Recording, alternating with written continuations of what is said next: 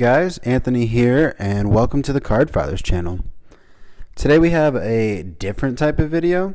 This is the first video of Card Lingo, and with every episode we will be having different themes. Today's episode is an intro to card collecting. As you know, the card collecting hobby is booming right now, and a lot of new people are joining. So I just want to put together some basic vocabulary and lingo for you to know if you're finding yourself a little lost or trying to get into it. I know I needed the help, and I just had to learn by diving into it, but here's a way for you to figure out some things quicker. So let's get into it. Episode 1, Intro to Card Collecting. Alright, so the first thing is pretty easy, pretty basic, and pretty essential. Rookie card. That's RC. Whenever you see that, people will just put RC because they don't feel like spelling it out, and everyone knows this is rookie card. These will always sell higher of a player rather than a base card from a different year. So this brings us into our second one, which is base card. Base card is a standard card in any set. It's pretty simple, and it often is just, you could have a base rookie card or just a base card from a player's 5th or 6th year. There's a lot of different players and a lot of different sets. But base set, here's another one, is it's every base card in a product together. Products vary in the number of cards that you could have in a base set. For example, Top Series 1 has 350 cards in its set, and Top Series 2 also has 350 cards for a total of 700 cards throughout Series 1 and 2. On the other hand, you have something from, say, Panini. Panini's flagship is Donruss. And Panini Donruss has 264 cards in their base set. Next, we have Chrome cards. Chrome cards are essentially just a card with a glossy coating over it. It just makes it shine more, and it's more of a prettier card.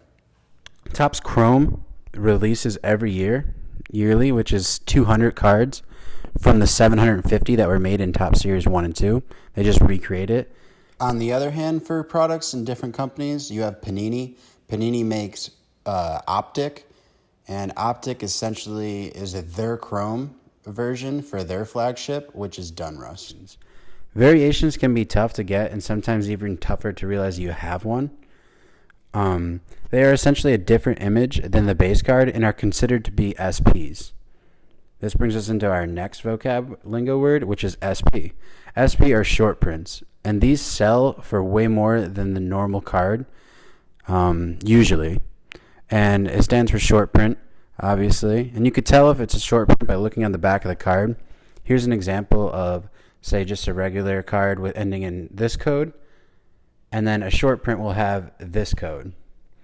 Now with SPs comes SSPs, which are super short prints.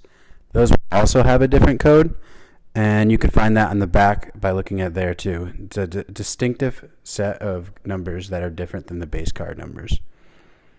So those are just less printed cards. There's just less than the base cards, and usually it's an image variation.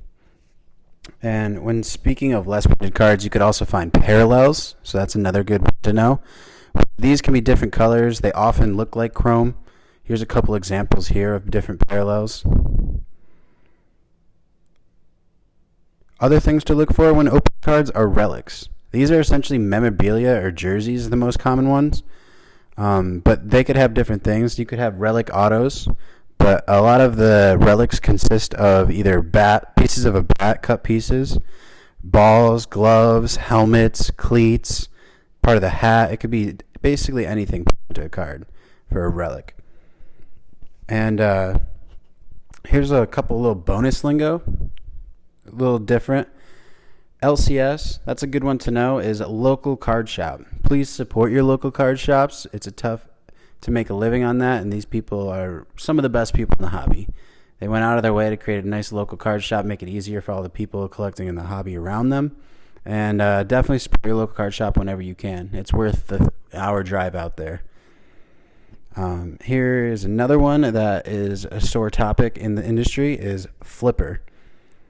A flipper is someone who just goes to Walmart or Target, all the retail stores, and they'll clear the shelves, buy it all, and then resell it online for a huge markup.